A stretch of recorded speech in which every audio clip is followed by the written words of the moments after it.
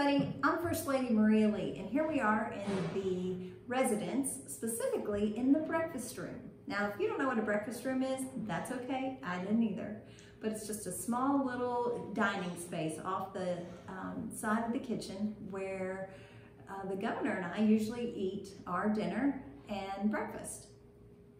So we have missed in the Tennessee residence visitors and tours coming through, but we hope that you all are at home safe and enjoying time with your families. Springtime is one of my favorite times.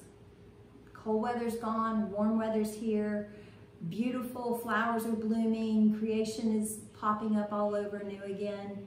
And it reminds me of Easter. Easter's just around the corner. And it reminds me of the hope that Easter brings.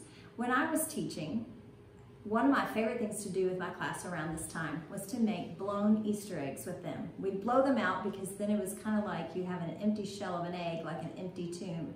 And after that, we would paint them and decorate them in great, beautiful spring colors. So I'm going to do that with you today and show you how easy it is, and it might be something you can do with your family at home. So let's get started.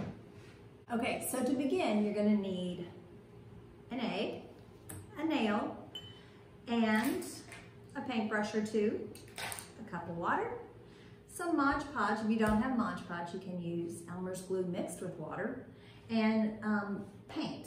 I've already mixed some paint here for what we're going to be doing. You can do any color you want, any decoration you want. But the first step we're going to do is to take our egg and our nail and to just gently poke a hole at the end of the egg. And I kind of find if you rock the egg up against the nail and put some pressure, it goes through pretty easily. So there we have a little hole there, and we're going to do the same thing on the other side. And again, we're just going to press gently but firmly and rock the egg into the nail. And it really goes in a lot easier than you think. If you have some trouble, you can give it a little tap on the end with something. Now on this end, we're going to just maybe chip away a little bit of the shell to make this hole just slightly bigger than the one we did at the other end. And then another thing we're going to do is put our nail in here and kind of break up that yolk with that nail. It just will make it easier to come out of the hole. Now, this was the part that most of the boys in my class loved to do, which was the blowing out of the egg white and yolk. So you're going to go to the small hole and blow out the egg white and yolk through the larger hole.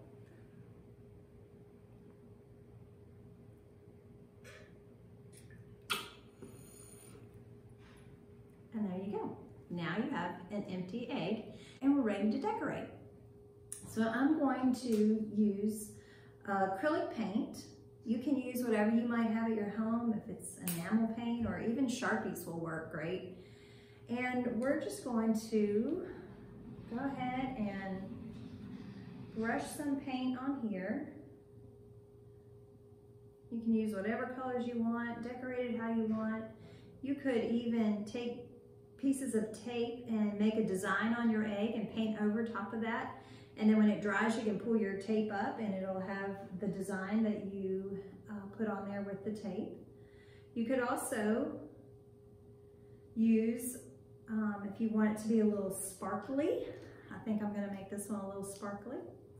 You could use some glitter, and just while your paint is wet, sprinkle that glitter right on top of there for a little bling. And I like to do maybe half of my egg so that I can set it down and let one half dry. And then when that's all dry, then I can pick it up easily and paint the other side. For our last step, we have here a painted egg that's already been dried. We're gonna add some Mod Podge to it.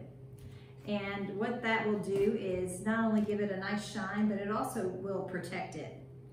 Because these eggs will last for a long time.